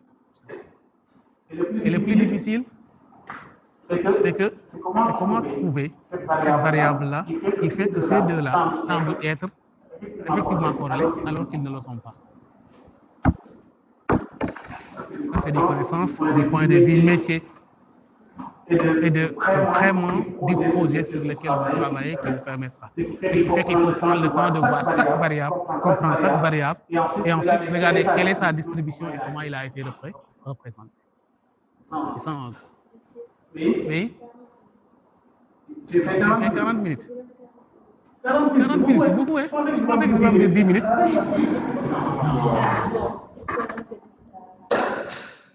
Ok, donc on va. Ça, c'était un exemple. On en a tellement trop bavardé. Juste revenir un peu sur l'algèbre linéaire. On a parlé de la statistique. Dans plus de 20 minutes. D'accord. Ok, on va essayer d'aller au bout aussi. L'algèbre linéaire, c'est vraiment le cœur du métier. Après la statistique, La plupart des opérations, c'est des opérations de type produit vectoriel, produit matriciel et multiplication de matrices par un scalaire. Et ça, on l'avait appris en algèbre linéaire. Et après, tous les calculs qui vont être faits, bon, j'ai retenu juste quelques-uns, c'est le produit scalaire quand même, et l'élément central pour les matrices. D'accord? Quand on calcule sur les matrices, quand vous voulez diagonaliser une matrice, il va falloir faire des décompositions, mais il faudra faire beaucoup de produits scalaires aussi.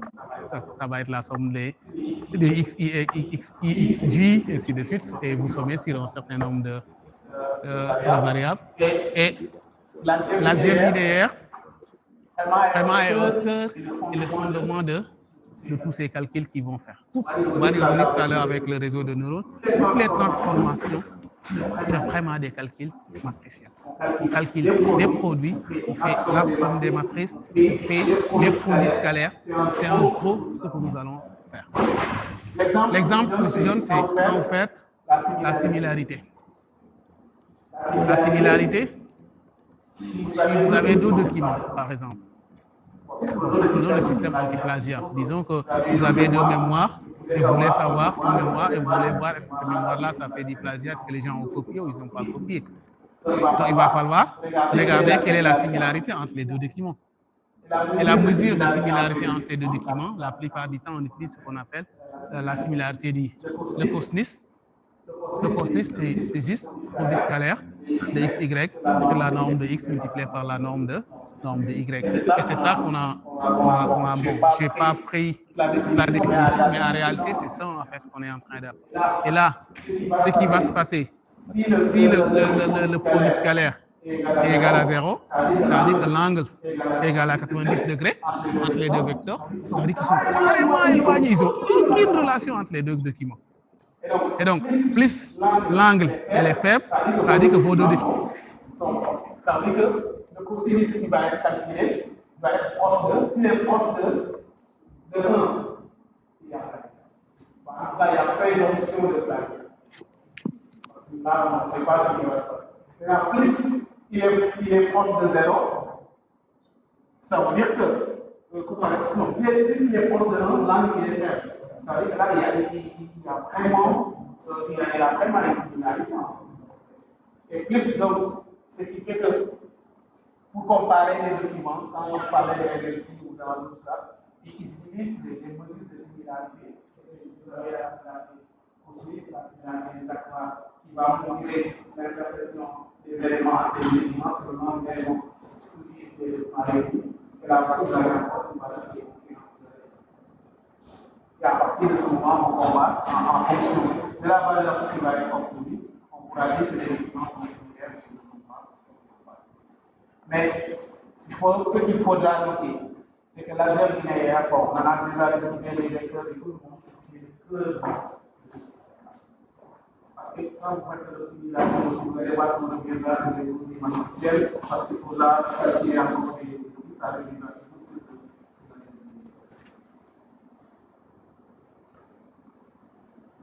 je pense que pour gagner du temps. C'est ça en fait. Je pense que j'ai défini la fonction perte de manière générale. Si je voulais parler de ça, peut-être que je vais passer ces deux slides. Ce qui me permettrait de. C'est ça en fait la bonne suite, c'était ça. Quand je parlais de la fonction perte, je devais au moins. Bon, mais c'est pas grave, on revient juste sur une définition de la fonction perte qu'on avait dit. Elle va devoir minimiser. La meilleure valeur, c'est qu'il faudra trouver les détails qui minimisent cette erreur-là. Bon. Après, on dit son rôle, ça va permettre d'évaluer l'erreur du modèle, guider l'optimisation lorsqu'on n'est pas dans la descente des gradients. Parce que la descente des gradients est objective. Toujours le gradient nous dit ce qu'il ne faut pas faire. C'est un mot pas ça, mais en réalité, c'est ça. Et le gradient, ça va être tout simplement des débuter. Fermer la configuration des paramètres parce que dans l'optique, vous avez le forward, vous entrez des éléments dans le réseau. Jusqu'à la fin, vous mesurez la sortie, elle ne vous satisfait pas. Vous propagez l'erreur vers l'arrière, vous mesurez les paramètres. Ensuite, le point de si elle diminue, le modèle apprend. Si elle est grande, le modèle apprend rien. Ça veut dire que si l'erreur est faible, ça veut dire que le modèle a bien appris. Si l'erreur est grande, le modèle a appris. C'est ça qui dit, c'est compréhensible. Si votre note est faible, ça veut dire que vous n'avez pas appris. Si votre note est grande, ça veut dire que vous avez appris. Vous avez un examen 3, ça veut dire que vous n'avez pas appris. Mais vous avez mal appris. Vous avez mal appris, donc notre modèle aussi a mal appris. Par contre, si vous avez bien appris, vous avez le modèle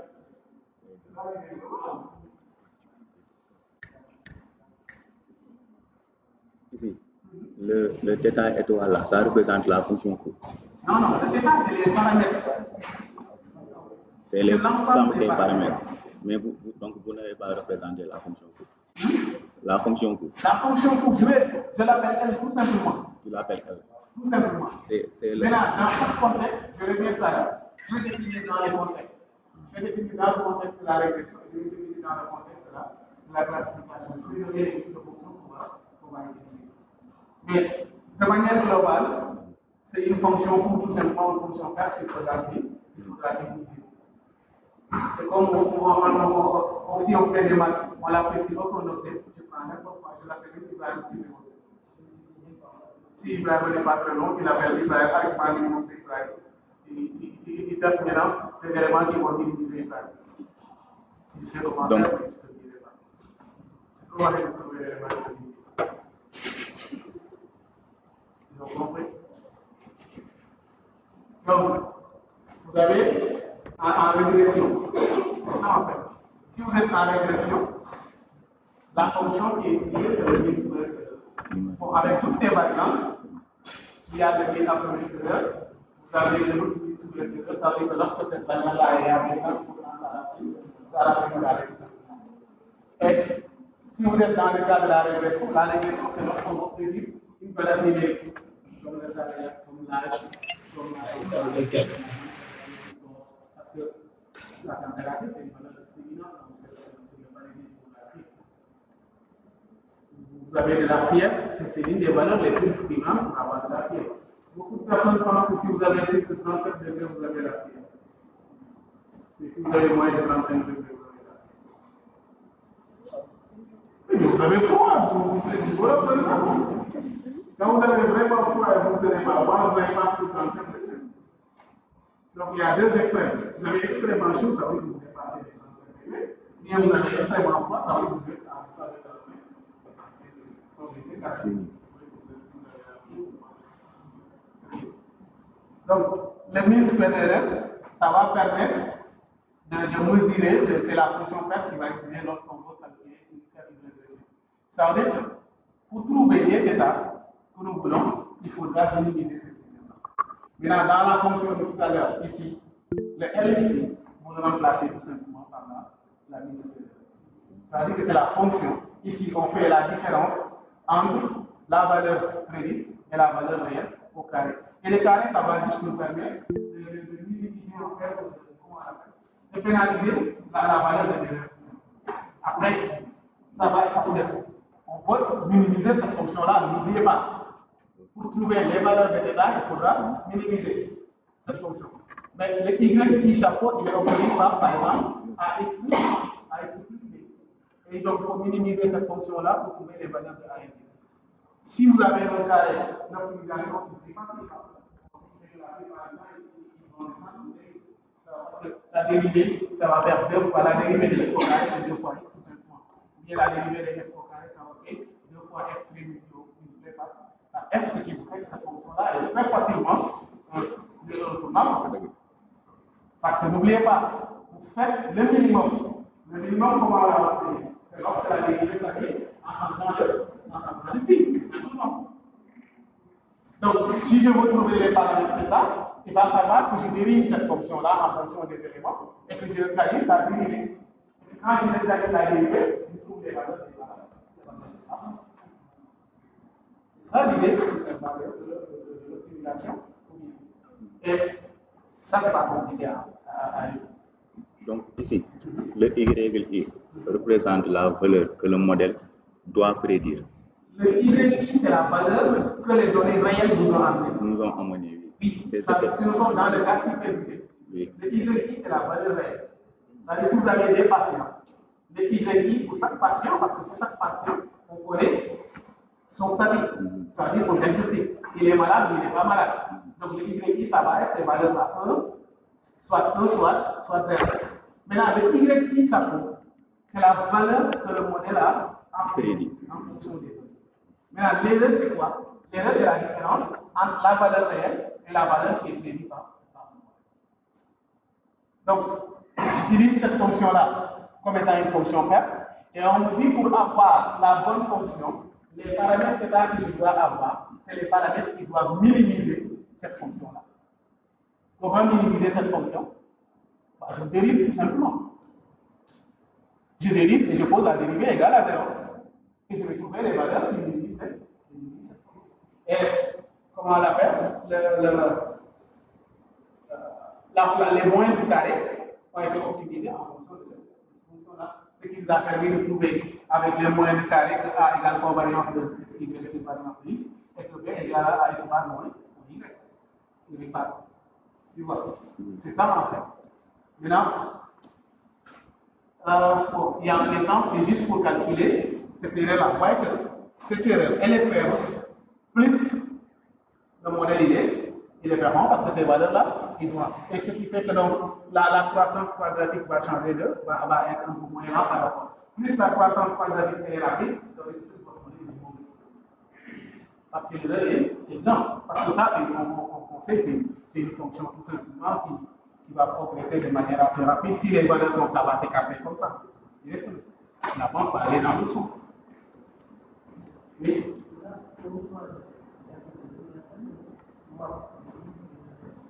Oui, ça c'est ce que j'ai dit. Il y a plusieurs variantes. Le mean square error a plusieurs variantes. Vous avez ce que vous appelez le mean absolute error. C'est-à-dire qu'ici, au lieu de prendre les carrés, on mesure la valeur absolue des carrés. On fait là. Oui, mais tu vois que minimiser cette fonction valeur absolue, est-ce qu'elle est moins plus que parce que la valeur absolue va falloir valeur absolue de A égale A, c'est A plus moins A, c'est A, va falloir est-ce que ça va s'arrêter là? Donc c'est un choix, mais ça, on le fait très souvent. Il y a aussi ceux qui vont faire le mean square error. C'est-à-dire que cette valeur-là, quand vous prenez le salaire qu'on a avec ses collègues, cette erreur va être extrêmement en moins. Et donc on peut appliquer une pratique carrée pour ils appellent les je pense qu'il y a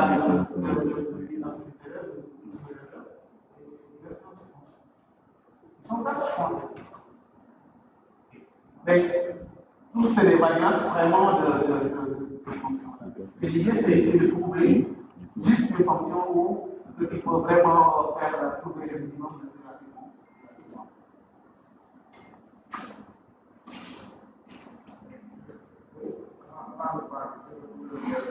Oui. Il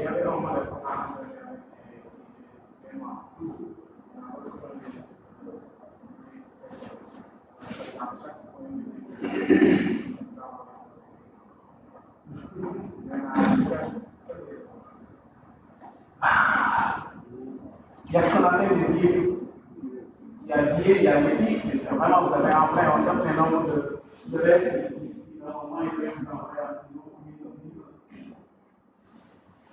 parce que son modèle dit que tout ce que vous devez, c'est en noir.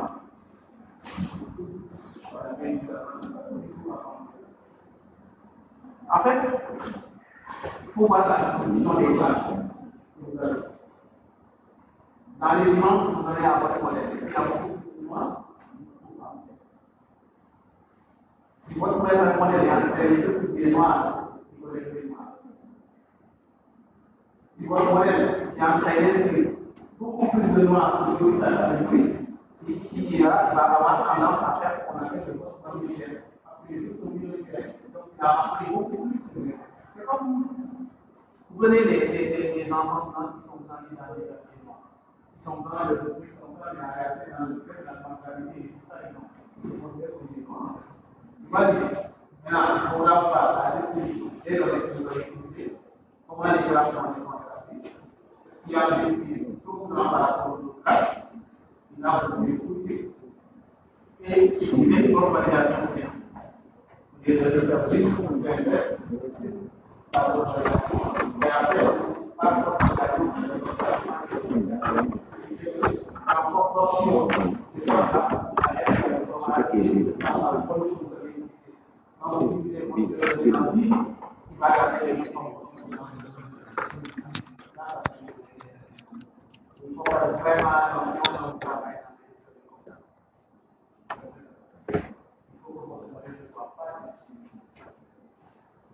Demander à vous d'envoyer l'histoire. Donc là, on va parler de ça et aujourd'hui on parle de ça. Après, quand vous êtes en classification, il parle plus. J'ai tout épousé.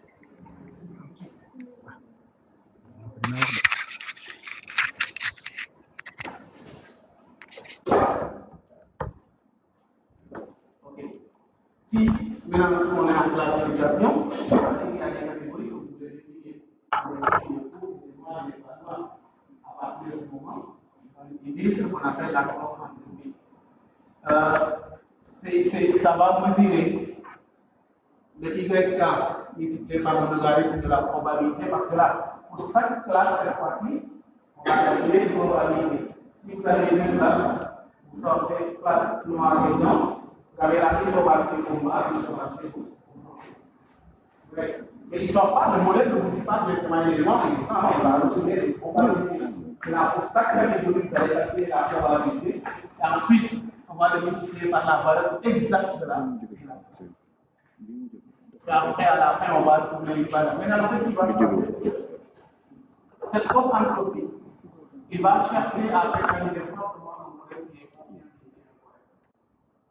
Par exemple, un modèle qui est confiant, il est incorrect. C'est-à-dire qu'un modèle, que quand vous lui donnez un chat, il vous dit que c'est un chien à 95%. Ce modèle-là, il est très incorrect, mais il est très confiant. Parce qu'il vous donne un score extrêmement élevé. Il dit à 95% que ce modèle-là, cette image que vous me donnez, c'est un chien. Alors que l'image, en réalité, c'est un chat. Et donc, la cross-entropie, l'idée derrière ça, c'est qu'elle va permettre de pénaliser, de punir fortement. Ça veut dire qu'elle va pénaliser ce modèle-là.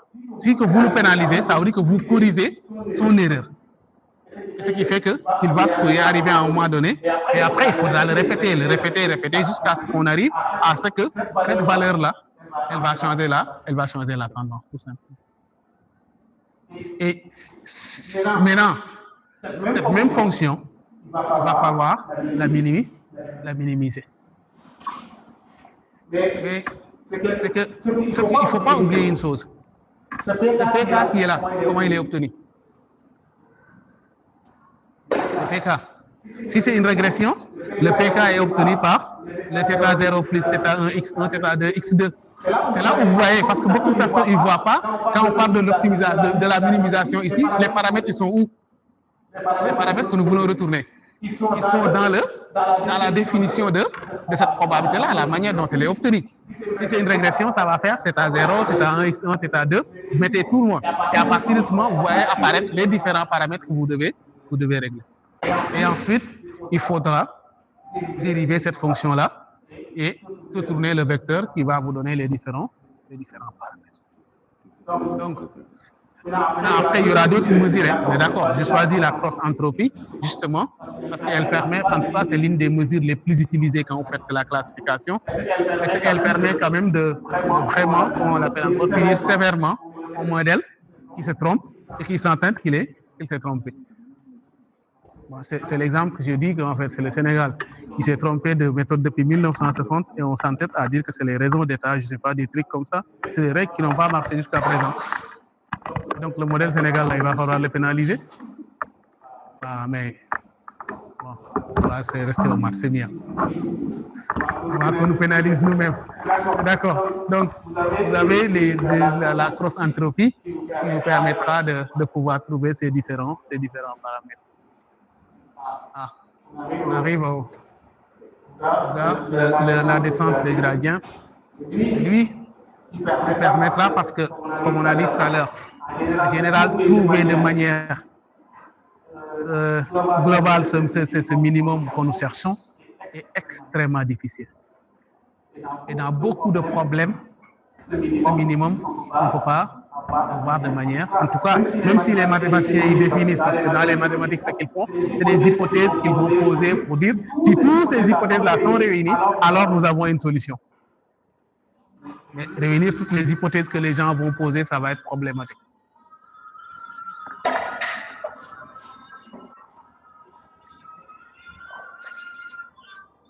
Bon, il est content.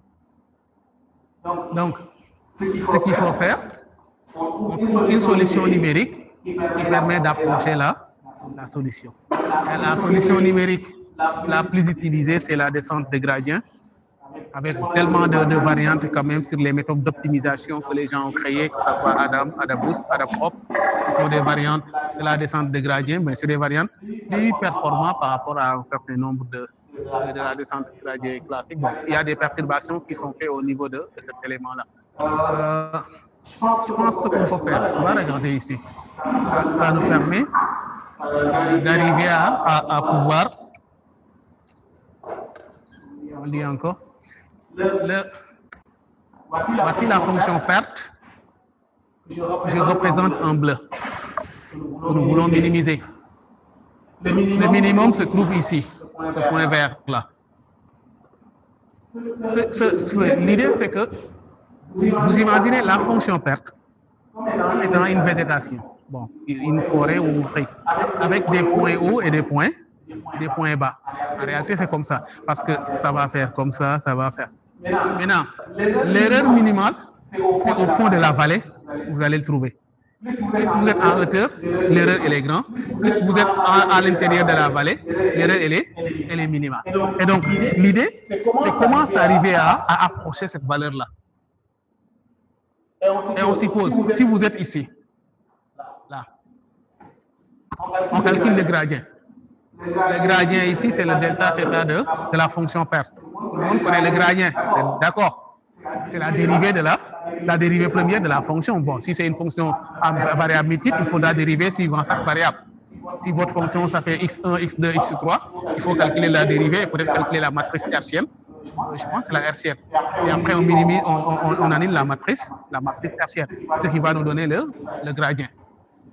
Ce gradient, comme on a dit, il vous dit le contraire de la direction qu'il faut aller. Si vous calculez le gradient, vous êtes à ce point-là. Vous calculez le gradient. Le gradient vous dit qu'il faut aller dans ce sens-là.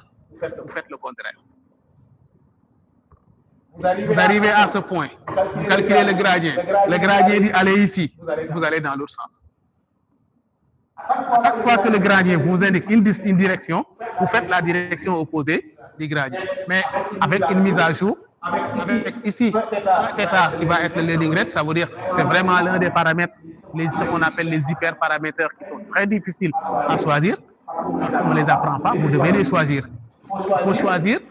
Vous voyez que cette expression-là, elle va changer en fonction du signe de delta. Si delta est positif, cette expression devient plus grande. Si delta est négatif, elle devient plus petite. Ça veut dire qu'elle va changer. Vous restez dans la direction. Sinon, elle va changer de direction. Vous répétez l'opération jusqu'à ce que vous arrivez ici. Quand vous arrivez là, vous calculez le gradient avec un nouvel leading rate, ça peut vous amener à ce niveau-là. À partir de là, vous choisissez juste un intervalle d'erreur de confiance sur lequel vous allez vous placer pour récupérer la valeur minimale de ça et vous retournez la valeur. Maintenant, les problèmes que nous aurons avec cet état-là, le learning rate, s'il est trop grand, vous risquez de dépasser le minimum. Parce que c'est lui qui contrôle comment vous vous déplacez suivant la pente. Donc, si le θ il est trop grand, vous risquez de venir, vous êtes là, vous allez vous retrouver ici. Et ensuite, vous revenez là-bas, vous vous retrouvez ici. Ça veut dire que vous passez tout le temps, vous le dépassez, vous revenez, vous dépassez, vous revenez, vous dépassez tout le temps. Par contre, s'il est trop faible, qu'est-ce qui va se passer? Vous allez passer la nuit. Ça va être trop lent. Si le θ il est trop faible, ça veut dire que le déplacement de ce point-là va être très faible. Donc l'apprentissage va prendre beaucoup plus de temps. Et donc la question, il faut trouver un compromis entre un θ qui n'est pas trop grand et un θ qui n'est pas trop lent. Ce qui vous donne un cas d'apprentissage assez raisonnable. Et comment le trouver? Ça, je vous laisse parce que c'est un truc qu'il faudra choisir. Ouais, c'est au choix. Il faudra le choisir. Bon, d'habitude, c'est vraiment quelque chose par grand 0,1, 0,01. En tout cas, c'est des valeurs comme ça qu'il faut qu'on utilise très souvent. Mais c'est un choix quand même. Mais après, si vous avez la possibilité de le dessiner tout le temps, aussi, vous choisissez, vous compilez, vous tracez le graphe, voyez la manière dont il s'est déplacé. Ça vous permet de savoir est-ce que j'ai trop choisi quelque chose de trop grand ou trop petit. Et après, ça vous permet le nombre d'itérations que vous allez réaliser jusqu'à arriver à trouver ce point. Et donc, la descente de gradient, elle vous permettra d'avoir une solution du minimum qui va retourner les paramètres. Et après, on va récupérer ces paramètres-là pour former notre modèle. Et après, pouvoir faire l'apprentissage. OK. Oui. Ici, pourquoi utiliser l'algorithme de la descente gradiente qui consiste à faire tout simplement des dérivés successifs? On ne pouvait pas directement déterminer le minimum. Le minimum, c'est là où la dérivée d'une fonction est nulle. On obtient directement le minimum. Mais pourquoi se fatiguer à utiliser l'algorithme de la descente gradiente? Si on pouvait, mais quelles sont les conditions pour qu'on puisse arriver à cette solution-là? D'abord, je te demande, supposons que j'ai un jeu de données avec 1000 variables. Comment on l'appelle? Avec 100 variables. Tu vois, le système d'optimisation, quand tu vas dériver, tu vas te retrouver avec un système d'équations à 100 équations. Parce qu'il faut dériver suivant chaque variable et ensuite annuler suivant chaque variable. Là, tu vas te retrouver avec un système avec 1000 équations. Il faudra résoudre et trouver la solution. Voilà ça, la complexité que tu vas amener. Est-ce que résoudre ces équations-là de manière linéaire à la main, nous sommes capables de le faire? C'est ça le problème. Ce qui fait que donc, comme ces systèmes-là sont extrêmement complexes et ça va prendre énormément de temps pour résoudre un tel système d'équations linéaires, on se dit on trouve une solution alternative qui permet d'approcher la solution. Et cette solution, c'est la descente de gradient. En tout cas, c'est l'une des solutions. Parce que les optimiseurs, vous avez Adam, vous avez Adaprop, vous avez, je pense, RMS Pro, qui sont des variantes de la descente de gradient pour arriver. 1 minute. Oui.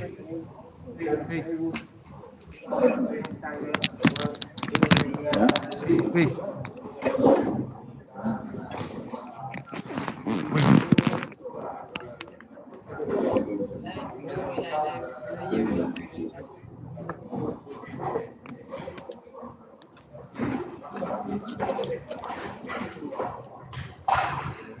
Non, j'ai dit si le learning rate est trop grand. Ce qui se passe, c'est que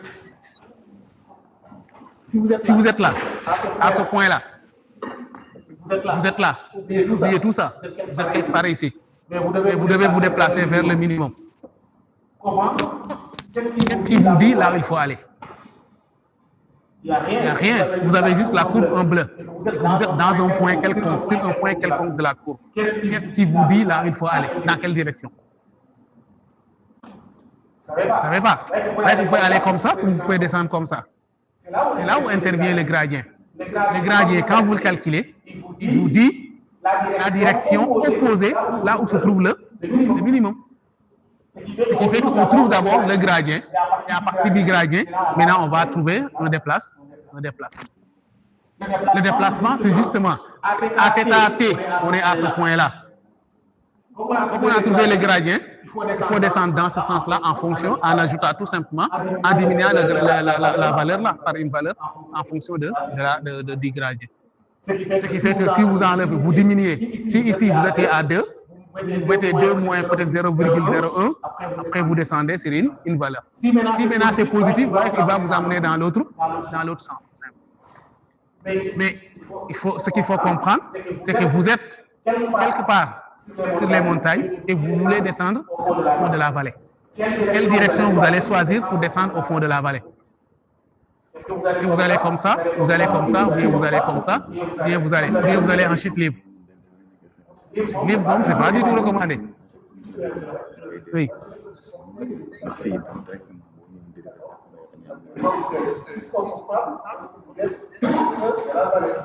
Effectivement. Oui, ça va devenir plus. Effectivement. Ouais, c'est ça. Effectivement, c'est ça. Le gradient, il va vous donner la direction. Bon, à partir du gradient, on connaît la direction qu'il faut suivre, tout simplement. Il ne reste pas grand-chose. Bon, peut-être on parle de biais de variance. Après, si on devra s'arrêter, on va s'arrêter à ce niveau-là. Bon, il reste à peu près 10 slides. Là, c'est vraiment l'autre problématique que nous avons, c'est que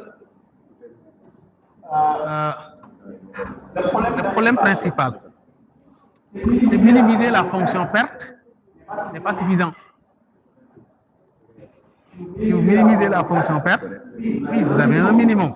Mais il peut avoir un problème, c'est que votre modèle, il peut être trop collé aux données, ou bien il n'apprend pas beaucoup en fonction de ça. Et pour ça, on va regarder l'erreur de prédiction qui est attendue en fait, de manière l'erreur de prédiction théorique qu'on peut calculer. Quand vous faites cette erreur-là, on va le mesurer en termes d'espérance tout simplement. Bon, c'est une notation que nous avons. Le Y moins le f de x. Le f de x chapeau, c'est la valeur qui est produite, ça veut dire le Y chapeau. Le Y, c'est la valeur qui est venue avec les données. Et le f de x chapeau ici, ça représente tout simplement le Y prédit. Je calcule la valeur au carré, ça me permet de pénaliser l'erreur au plus. Bon, de toutes les façons. Après, si vous le décomposez, cette fonction-là, il suffit de, si on décompose, ça va faire l'espérance de f de x moins f de x, le tout au carré. On peut juste trouver le moyen de décomposer. C'est vraiment simple. Plus la variance de f de x, plus une distribution de bruit que nous ne pouvons peut-être pas réduire. Bon, ça peut être des bruits blancs ou un autre bruit, mais qui va permettre que dans la vraie vie, en fait, parce que tout n'est pas net, il y a forcément les aléas de la vraie vie que vous essayez de modéliser en même temps. La première partie, ici, ce qu'on appelle les biais au carré, et la deuxième partie, c'est la variance. Donc, cette erreur-là, elle va être intéressante si on arrive à trouver un compromis entre ces deux-là, tout simplement. Parce que ce qui va se passer, si le biais est très élevé, c'est-à-dire l'espérance de f de x, ça peut moins f de x, le tout au carré, lorsqu'elle est trop élevée, parce que le f, c'est ce que nous attendions. Vous vous rappelez, on avait dit on connaît la fonction, on peut le décrire et tout ça, et voici la fonction que nous avons prédit après avoir minimisé la fonction perte, ce que nous avons obtenu. Donc, si cette erreur-là est très simple, ça veut dire est très petit, le modèle, il ne capture pas la réalité en fait, tout simplement. Il va faire ce qu'on appelle du surapprentissage. Ça veut dire que il va faire du sous-apprentissage. Ce qui va se passer, comment on peut vous le dire? Vous faites l'entraînement de manière simple. Vous avez l'erreur sur l'entraînement, parce qu'on peut retourner l'erreur sur l'entraînement. En fait, vous testez. Bon, l'idée, c'est que vous avez votre jeu de données. La manière la plus simple, vous avez divisé votre jeu de données en deux parties. Une partie pour entraîner, une partie pour tester. Quand vous entraînez, vous mesurez l'erreur, le score. Et quand vous testez, vous mesurez le score. Okay? Maintenant, si la différence, parce que par exemple, quand vous entraînez, vous avez un score de 95%. Vous testez, vous vous retrouvez avec un score de 87%. Il se comporte très bien, mais quand vous lui donnez, parce que le test, c'est que vous lui donnez des valeurs qu'il n'a jamais vues. Donc, si vous donnez des valeurs qu'il n'a jamais vues, il se comporte de manière très mal. On dit qu'il ne généralise pas très bien. Donc, on dit que le mec, il fait tout simplement dit, il n'a pas très bien, il a fait du sous-apprentissage. Il n'avait pas suffisamment appris des données pour pouvoir faire de bonnes prédictions. Si la variance elle est trop élevée, ça veut dire ça, la deuxième partie. Si la variance elle est trop élevée, il va faire du overfitting. Le contraire. Vous entraînez, il est à 95%, vous testez, il est à 100%. Ça veut dire quoi? Il a trop appris. Et il a même appris par cœur les données qu'on a mis en entrée. Et comme il a appris par cœur, c'est comme un étudiant qui apprend par cœur. Si vous donnez autre chose qui n'est pas dans ce qu'il a appris par cœur, il ne va pas vous le retourner. C'est ça en fait. Et donc, vous voyez les deux parties, le problème que ça nous amène. Quand on décompose l'erreur qui nous amène ces deux problèmes-là, si le biais est trop faible, il fait du underfitting, il fait du sous-apprentissage. Si la variance elle est trop grande, elle fait tout simplement du overfitting. Donc, la question, qu'est-ce qu'il faut faire? Il faut trouver le bon compromis entre le biais et la variance, tout simplement. Ce qui permettra que votre modèle va pouvoir, comment on l'appelle, l'erreur entre le score entre le test et le train va pas être, il n'y aura pas une très grande différence. Qu'est-ce qu'on n'entend pas? En fait, c'est que dans la vraie vie, il y a l'aléa en fait qu'on ne peut pas mesurer.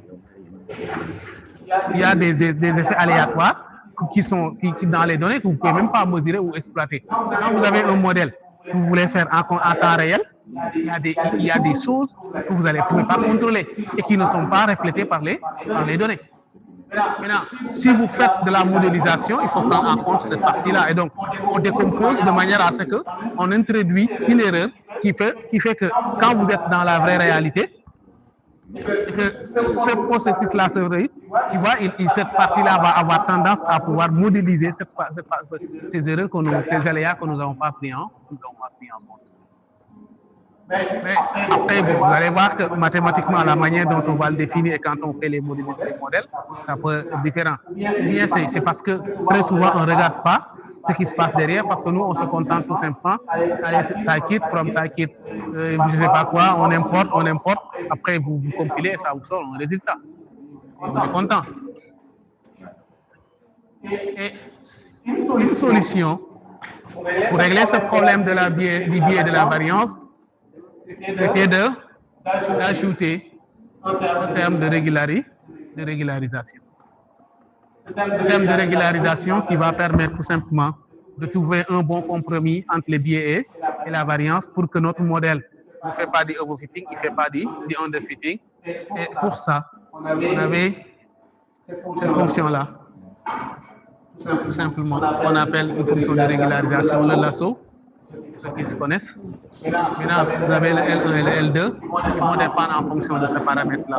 Parce que c'est ce qu'on a fait. C'est juste la fonction perte, en terme d'erreur ici. Le terme d'erreur qui permet justement de corriger l'erreur qui va être réalisée sur le biais et la variance. Maintenant, ce terme d'erreur-là, il va dépendre. Si le est égal à 1, on dit que vous avez, comment on l'appelle, régularisation de type L1. Si il est égal à 2, vous avez la riche et tout simplement une régularisation de type L2.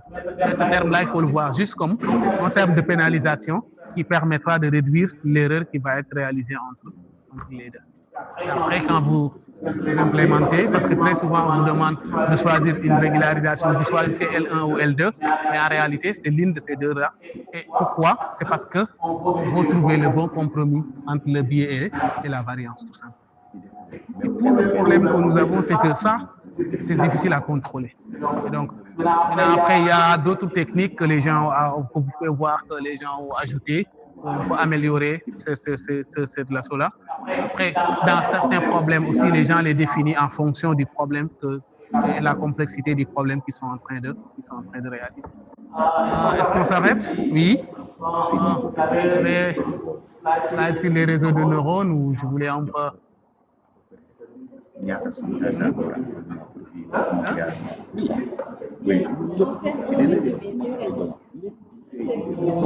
Oui, bon, c'est fini, hein, pratiquement. J'ai parlé un peu des réseaux de neurones. Pour montrer justement, le réseau de neurones, c'est justement une succession de produits matriciels, tout simplement. Il n'y a pas autre chose. C'est juste une couche où vous mettrez des données et vous faites une succession de produits matriciels. Vous faites un produit matriciel, vous ajoutez de la non-linéarité, ensuite produit matriciel, vous ajoutez de la non-linéarité, et à la fin, vous faites une fonction d'activation qui vous permet de sortir tout simplement la valeur que vous voulez prédire. Et les types de fonctions d'activation, sigmoïde, tangente, relie, bon, on aura l'occasion peut-être dans une autre séance peut-être de revenir un peu sur ça et de discuter suivant parce que bon, parler de la convolution aussi. Je pense qu'on fait le gros du problème. Hein? C'est bon, il va falloir qu'on s'arrête quand même. C'est au dernier. Et donc, je ne sais pas, on arrive à la fin par rapport à nos objectifs. C'est qu'on voulait voir l'IA comme pas une boîte noire où vraiment c'est des choses complexes, où on n'a aucune idée qui sont derrière et qui nous retournent des calculs. Par contre, ce qui se passe, c'est justement des maths, c'est des nombres qui sont transformés, c'est des produits vectoriels, c'est des produits matriciels que nous faisons, c'est des calculs statistiques, c'est de l'optimisation. Et vraiment, c'est uniquement ça qui est derrière tous ces modèles-là. Et que comprendre ces éléments, ça permet de mieux concevoir les modèles et de pouvoir vraiment faire le choix par rapport à chaque élément que vous devez choisir. Et peut-être, ça dit, de faire l'effort aussi, de comprendre un peu les maths qui sont liées à ces éléments-là. Parce que vous ne pouvez pas être dans ce domaine-là, faire de l'IA et ignorer tout simplement les maths qui sont derrière. Je pense qu'on va s'arrêter là. Et merci. Et j'espère que j'ai un peu répondu à votre attente. Un peu, on a essayé quand même. Merci beaucoup.